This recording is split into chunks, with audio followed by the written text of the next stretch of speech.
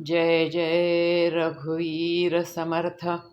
मनाच्या श्लोकांची उजळणी यामध्ये आज आपण श्लोक 188 पाहणार आहोत.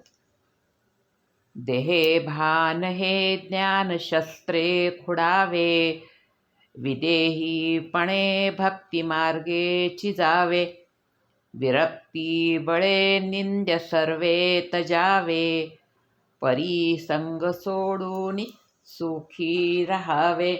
जय जय रघुवीर समर्थ. परमेश्वरापर्यंत जाण्यासाठी जो भक्तिमार्ग सांगितला आहे त्यामध्ये सर्वात मोठा अडथळा कोणता असेल तर तो आपला देह. आपण आपल्या देहाला सर्वस्व समजतो. देह म्हणजेच मी असे समजतो. इथेच आपण चुकतो.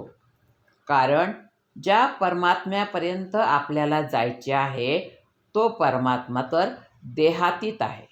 मग आपल्यालाही त्याच्यापर्यंत जाण्याकरिता देहातीत होण्याची गरज आहे. आपलं शरीर हे पंचमहाभूतापासून बनलेलं आहे आणि परमात्मा हा तर पंचमहाभूतांच्या पलीकडचा आहे, देहातीत आहे. आपल्याला आपली देहासक्ती सोडून देहातीत अवस्था प्राप्त करावी लागेल. आपलं शरीर परमात्म्यापर्यंत पोहोचवण्याचं साधन आहे हे लक्षात ठेवलं पाहिजे. देह साधन आणि परमात्मा साध्य आहे. देह क्षणभंगूर आणि अशाश्वत आहे, तर परमात्मा अविनाशी आणि शाश्वत आहे. म्हणून समर्थ म्हणतात, देहे भानते ज्ञान शस्त्रे खुडावे. खुडावे म्हणजे काय? तोडावे, संपवावे, दूर करावे.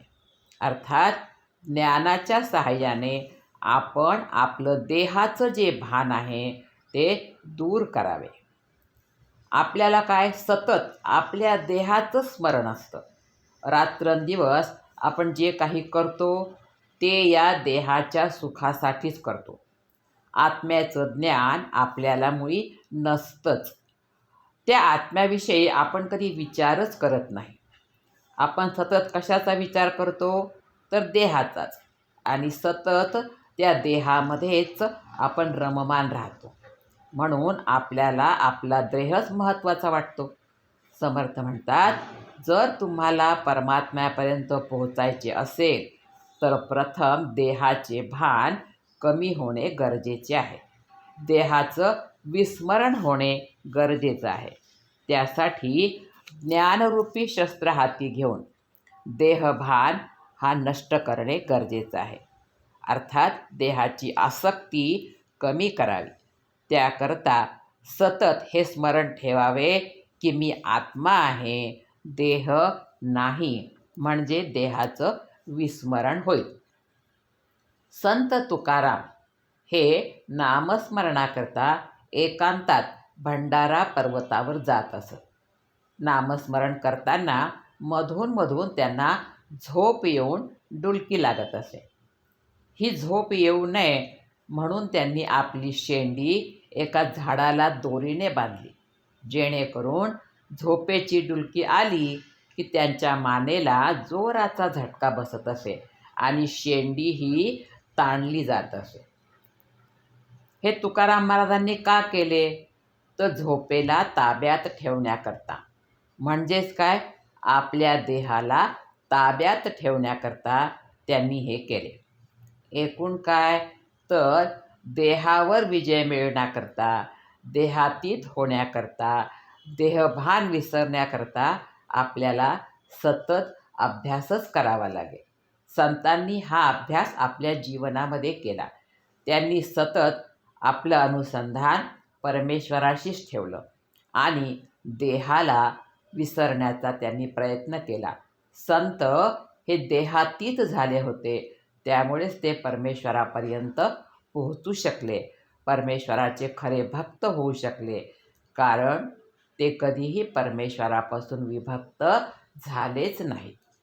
समर्थ पुढे म्हणतात की विदेहीपणे भक्ती मार्गेची जावे. अर्थात आपल्याला जर भक्ती मार्गाने जाऊन परमात्मा आपलासा करायचा असेल तर प्रथम आपल्याला देहाचं विस्मरण होणे आवश्यक आहे.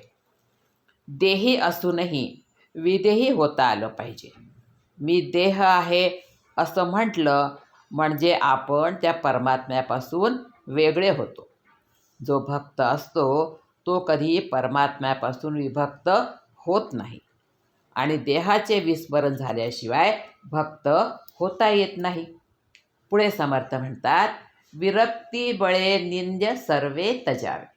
अर्थात समर्थ म्हणतात की भक्ती मार्गात विरक्तीचं फार महत्त्व आहे. विरक्ती म्हणजे काय? वैराग्य. आणि देहबुद्धी कमी झाल्याशिवाय विरक्ती येत नाही. ही विरक्ती प्राप्त करण्याकरता देहबुद्धी कमी होणे गरजेचं आहे. ज्या गोष्टीमुळे देहबुद्धी वाढीला लागते ते सर्व निंद्य समजून आपण त्या सर्वांचा त्याग करावा. देहबुद्धी कशामुळे वाढीला लागते? देहासक्तीमुळे, आणि त्यामुळेच ती वाढीला लागते. या देहाला आपण फार महत्त्व देतो. रात्रंदिवस त्याला सुखी ठेवण्याचा प्रयत्न करतो. त्याकरता कितीतरी काबाड कष्ट करतो. विषयामध्ये रममान होतो आणि मग आपल्या मूळ स्वरूपाला विसरतो. या विषयामध्ये जर आपल्याला सुख पाहिजे असेल तर त्याकरता आपल्याला विदेही होणे आवश्यक आहे. आपल्याला जे हे सुख मिळतं ना जीवनामध्ये ते शाश्वत नाही आहे, क्षणभंगूर आहे. खरं सुख कशामध्ये आहे? ते तर परमेश्वराशी अनुसंधान ठेवण्यामध्ये आहे. तेच खरं शाश्वत सुख आहे, तोच खरा आनंद आहे. पण सामान्य माणसाला हे लक्षात येत नाही. म्हणून समर्थ पुढे म्हणतात, परिसंग सोडून सुखी राहावे. आपल्याला जर खरं शाश्वत सुख प्राप्त करायचं असेल तर या देहाचा संग सोडून निस्संग व्हावं लागेल. मी देह नसून आत्मा आहे याचं भान ठेवावं लागेल. विषयाचा संग सोडावा लागेल. संसारात राहायचं पण त्यामध्ये आसक्त व्हायचं नाही. संसारातले आपले कर्तव्य उत्तम प्रकारे पार पाडायचे पण त्यामध्ये लिप्त व्हायचे नाही. जसे कमळ पाण्यात राहते पण त्याला पाण्याचा स्पर्श होत नाही, तसे आपण संसारात राहायचे पण त्याचा संग आपण करायचा नाही.